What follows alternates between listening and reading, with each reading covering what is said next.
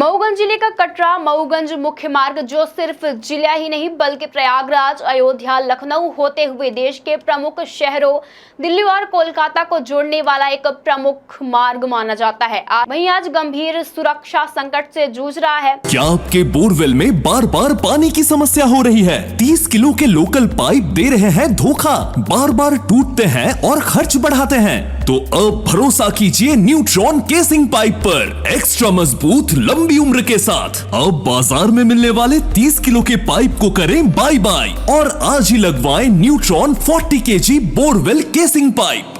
वहीं इस व्यवस्था और आम सड़क पर स्थित एक शराब दुकान को लेकर लगातार विवाद और विरोध बढ़ता जा रहा है।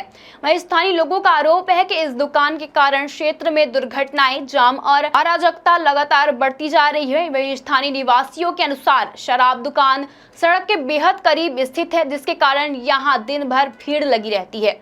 लोग शराब खरीदने के लिए सड़क पर ही वाहन खड़े कर देते हैं, जिससे मुख्य मार्ग पर ट्रैफिक जाम की स्थिति बन जाती है। वहीं कई बार एम्बुलेंस और जरूरी वाहनों को भी रास्ता नहीं मिल पाता, जिससे गंभीर समस्याएं खड़ी हो जाती है। वहीं लोगों का कहना है कि यहां बिना नंबर प्लेट की गाड़ियां और संदिग्ध लोग दिन भर सड़क पर खड़े रहते हैं।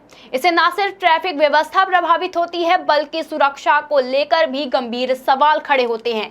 कई बार ऐसे लोगों के बीच झगड़ा और विवाद की स्थिति भी बन जाती है, जिससे माहौल और ज्यादा बिगड़ जाता है। वहीं स्थानीय लोगों ने आरोप लगाए हैं शराब दुकान के आसपास कुछ कथित रसूखदार लोग और ठेकेदार के गुर्गों का प्रभाव है, जो खुले आम। साथ ही उन्होंने यह भी कहा कि यह सब नियमों की अनदेखी करते हैं। यहाँ लगातार अव्यवस्था का माहौल बना रहता है, लेकिन प्रशासन की ओर से कोई सख्त कार्यवाही नहीं की जा रही। वहीं हाल ही में इस क्षेत्र में एक गंभीर घटना सामने आई है, जिसने एक वन अधिकारी के परिजनों के साथ मारपीट की है। इस घटना के बाद पूरे क्षेत्र में तनाव का माहौल बन गया है, जहाँ लोग डर और गुस्से दोनों में देखे जा रहे हैं। वहीं स्थानीय नागरिकों का कहना है कि यह घटना इस बात का परिणाम है कि क्षेत्र में कानून व्यवस्था कमजोर होती जा रही है। वहीं रामपुर क्षेत्र में रहने वाले लोगों का कहना है कि अब हालत ऐसी हो गई है कि शाम होते ही सड़क पर चलना मुश्किल हो गया है, जहां कई लोग इस इलाके में असुरक्षित महसूस कर रहे हैं। वहीं महिलाएं और बुजुर्गों को सबसे ज्यादा परेशानियों का सामना करना पड़ रहा है।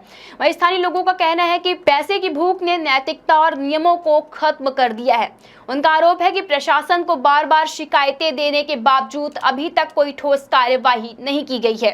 वहीं लोगों ने इस बात को लेकर नाराजगी बढ़ाई है कि आखिर इतने गंभीर मुद्दे पर प्रशासन चुप क्यों है। वहीं नागरिकों ने साफ चेतावनी दी है कि अगर जिला प्रशासन, विशेषकर कलेक्टर और पुलिस अधीक्षक इस मामले को गंभीरता से नहीं लेते और जल्द कार्यवाही नहीं करते तो जनता मजबूर होकर खुद कानून व्यवस्था संभालने की स्थिति में आ सकती है। वहीं यह बयान क्षेत्र में बढ़ते गुस्से और असंतोष को दर्शाता है, जहां लोगों की प्रमुख मांगे भी सामने आई हैं। सबसे पहले मांग यह है कि मुख्य सड़क से तुरंत शराब दुकान को हटाया जाए ताकि ट्रैफिक और सुरक्षा व्यवस्था सामान्य हो सके।